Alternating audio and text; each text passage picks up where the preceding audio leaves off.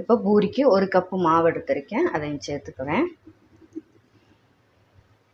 இதுக்கு தேவையான உப்பு, கொஞ்சமாக சீனி சேர்த்துக்கலாம்.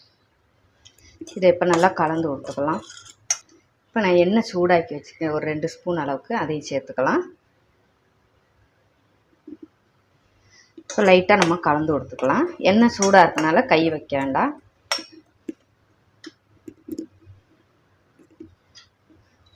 கை பொறுக்கிற அளவுக்கு நான் சுடு தண்ணி எடுத்திருக்கேன், அதை ஊற்றி கொஞ்சம் கொஞ்சமாக ஊற்றி நம்ம பிசைஞ்சு எடுத்துக்கலாம். பூரி மாவு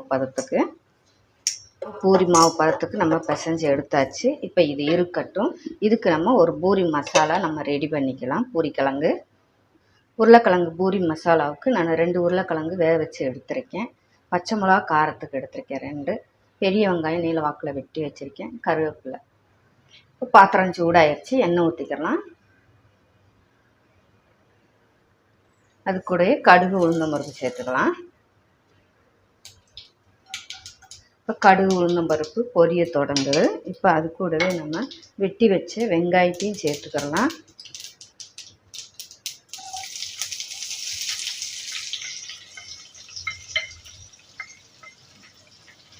பச்சை மிளகா,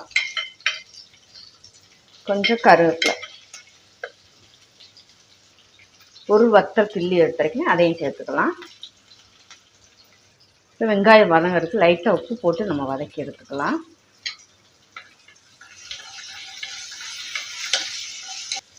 வெங்காயம் வதங்கினது போதும், உப்பு மஞ்சள் தூத்து, அதையும் நம்ம கலந்து விட்டுக்கலாம். இப்போ அது கூடவே வேக வச்சு மசிச்சு எடுத்துருக்க உருளைக்கிழங்கு, அதையும் சேர்த்துக்கலாம்.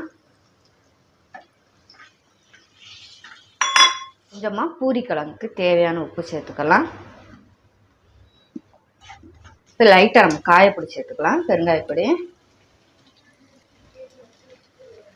இல்லை இப்போ நம்ம கொஞ்சமாக நான் சுடு தண்ணி சூடாக்கி வச்சுருக்கேன், சேர்த்துக்கலாம்.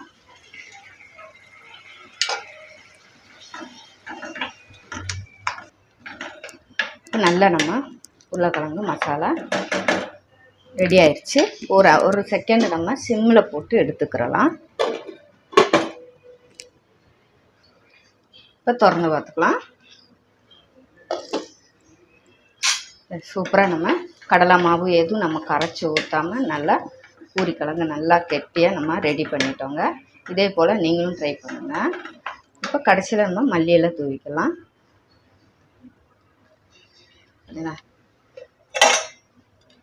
இப்போ பூரிக்கு மாவு நம்ம பிசைஞ்சு வச்சோம்ல, இப்போ ஒன்றும் கூட நம்ம கையிட்ட கொஞ்சம் நம்ம பிசைஞ்சு எடுத்துக்கிறலாம். இப்போ நம்ம பூரிக்கு தேய்ச்சி எடுத்துக்கலாம். இப்போ பூரியை தேய்ச்சி எடுத்துக்கிறலாம். இப்போ பூரி எல்லாம் தேய்ச்சி எடுத்துருக்கேன். இந்த மாதிரி நம்ம 4 நாள் பூரியாக தேய்ச்சிட்டு நம்ம போடும்போது டக்கு டக்குன்னு போட்டு எடுக்கலாம். உங்களுக்கு ஈஸியாக இருக்கும், பிகினர்ஸுக்கு கூட. இப்போ நம்ம பூரியை போட்டுக்கலாம். எண்ணெய் எப்பயுமே நல்லா சூடாக இருக்கணுங்க. பூரி போடும்போது நல்லா ப்ரெஸ் பண்ணி கொடுங்க. லைட்டாக அமர்த்தி கொடுத்தீங்களாக்கும் போதுங்க, பூரி பொங்கி வந்துடும். பார்த்தீங்களா?